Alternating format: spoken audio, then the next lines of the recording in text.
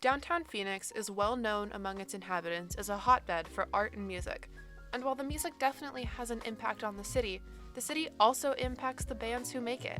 We spoke to 3 local bands to hear about their experience being Arizona musicians. Reporter Danielle Fisher interviewed our first group, Taffeta Darling.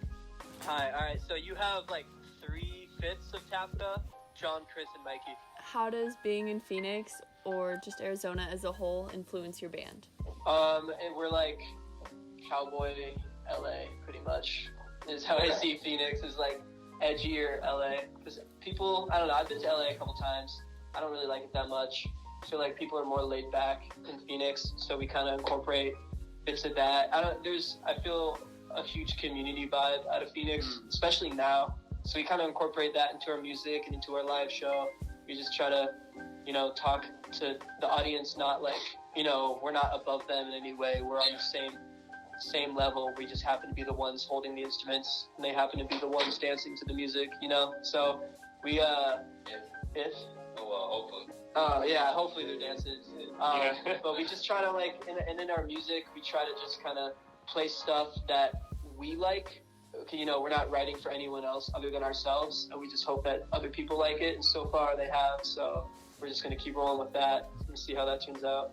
Yeah, I think Mikey hit it on the head pretty well. I think that we get like hints of that beach rock kind of like vibe from California, but we also in Arizona, I feel like we kind of have our own feel as, these desert kids. Yeah, we're all desert dwellers, The other thing too is that this is John, but with all the DIY venues, there's a right after we played Trunk Space, for example, there was a band called Spirit of the Beehive that came into town, and Mikey and I went and saw them, and it was pretty cool to see a small venue sounding as we remember, as good as it did. And speaking of another female vocalist, so everything just came together really well when we saw that show, and it was shortly after we played ours at Trunk Space. So that is another thing to do with it. Phoenix is not a bad place for venues and getting shows. It's been pretty successful. Reporter Jacinda Palomo spoke to Vaughn Jones of the Cable Box. How does being in Phoenix influence your band?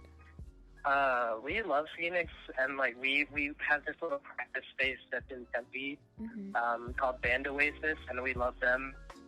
We just think it's a really great opportunity to just hang out around the area, and we know the area well. We know people who work at venues, and we know a lot of different bands from around here, from doing Battle of the Bands and from meeting different bands at different occasions. We know a lot of people from Phoenix. Yeah. Just the scene is really nice. Everyone's really kind, and they're interested in helping you out more than anything. The band we were supposed to play with at Club Red and Mesa, they just asked us to perform in front of them. They were like, yeah, we need some openers. Do you guys want to do it? And so just the fact that people are just really nice and they want to help you out. And they're like, we love your music, so let's give you an audience. We return to Danielle Fisher for our third band, the duo known as 76th Street. Hi, this is Spencer and Haley, 76th Street. I would say, for the most part, we've kind of always aimed toward this more indie pop aspect. So not that we're our music is always trying to be created very universally. We want people to be able to enjoy it wherever they are, whatever age they are. So I don't know if I would say Phoenix has necessarily shaped our music.